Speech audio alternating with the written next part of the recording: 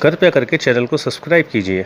हर सच्चाई बताने के बाद ईशान को अब सबसे बड़ा डर था कि कहीं कोई भावनात्मक कमजोरी उनकी सबसे बड़ी ताकत को ही खतरे में न डाल दे।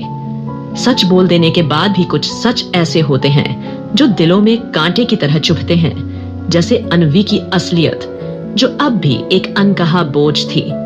सब कुछ रागिनी और रीना को बता देने के बाद और उन दोनों से सब कुछ डिस्कस के लेने के बाद अब ईशान थोड़ा गंभीर होते हुए और एक कड़ी चेतावनी देते हुए रागिनी और रीना से कहता है, रागिनी और रीना, अब तुम दोनों को सब कुछ पता है और तुम दोनों यह भी बहुत अच्छी तरह से अब जान चुकी हो कि वो विच शुमोना कितनी ज्यादा ताकतवर, शक्तिशाली है और कितनी ज्यादा खतरनाक है।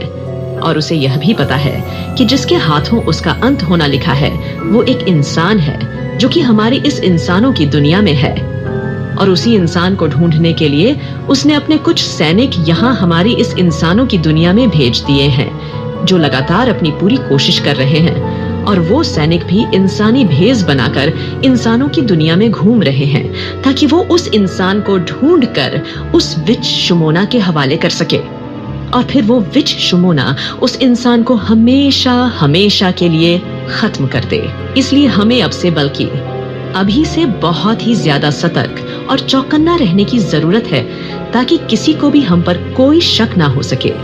और इसके अलावा हमें इस बात का भी बेहद ख्याल रखना पड़ेगा कि किसी को भी अनवी की सच्चाई के बारे में कभी भी कुछ भी पता नहीं चलना चाहिए, नहीं तो बहुत बुरा हो जाएगा।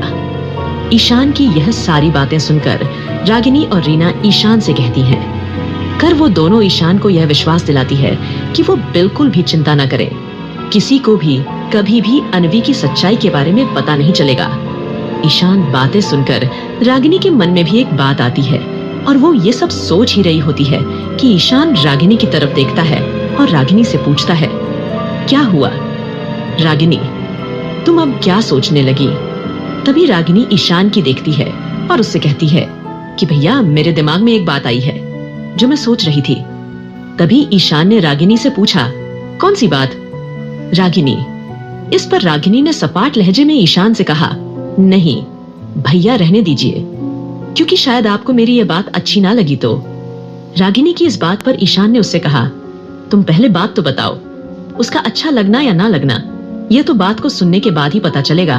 तभी रागिनी ने एक नजर रीना को देखा और फिर रागिनी ने ईशान को देखते हुए थोड़ा झिझकते हुए कहा, भैया, अब जब अनवी हमारे परिवार का हिस्सा है, हमारे घर की मेंबर है और अब वो हमारे घर की बेटी है, तो फिर क्या हम उसे हमेशा के लिए ही अपनी बेटी क्यों ना बना ले?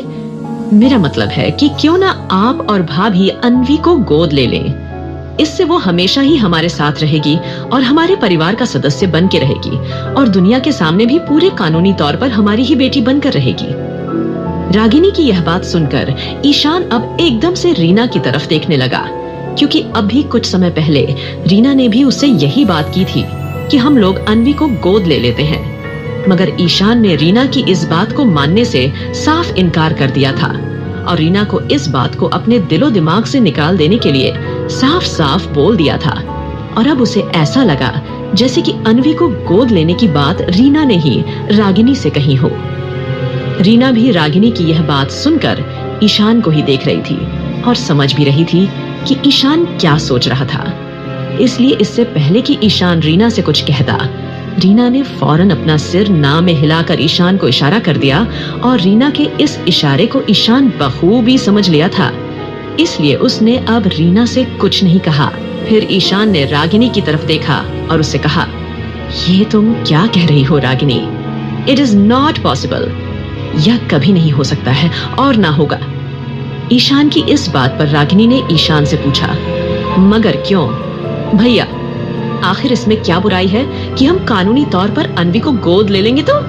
तभी ईशान ने रागिनी को समझाते हुए कहा, क्योंकि गोद लेने के बावजूद भी अनवी महाराजा आर्यन और महारानी रूमा की ही बेटी रहेगी और एक न एक दिन उसे अपने माता पिता के पास वापस जाना ही पड़ेगा। और अनवी एक प्रिंसेस है, सपनों की दुनिया की प्रिंसेस। इसलिए हम अनवी को कानूनी तौर पर गोद नहीं ले सकते और अच्छा होगा कि अनवी को गोद लेने की यह बात यही खत्म कर दी जाए। ईशान की इस बात पर रागिनी ईशान की बात मान लेती है। रागिनी अब कुछ नहीं बोली, उसने बस चुपचाप सिर झुका लिया, मानो उसने ईशान की हर बात को न केवल समझा बल्कि अपने दिल में उतार भी लिया हो। उसके चेहरे पर अब कोई जिद नहीं थी, बल्कि एक गहरी समझदारी थी। रीना भी पास आकर अन्वी के सिर पर हाथ फेरने लगी। वो मुस्कुरा रही थी, पर उसकी आंखों में एक छुपा हुआ डर था जिसे वह किसी पर जाहिर नहीं करना चाहती थी। कमरे में कुछ पल के लिए एक ऐसी शांति छा गई जैसे किसी युद्ध से पहले की तैयारी हो। ईशान खिड़की के पास गया, बाहर देखा। दूर आकाश में काले बादल छा रहे थे। वो जानता था असली लड़ाई अब शुरू होने वाली है, और ये लड़ाई सिर्फ शुमोना से नहीं, भावनाओं से भी थी। कभी कभी किसी को अपनाने की ख्वाहिश ही उसका सबसे बड़ा नुकसान बन सकती है, और ईशान ये जोखिम अब और नहीं लेना चाहता था। रागिनी ने मान तो लिया, मगर सवाल अब भी उसकी आंखों में थे।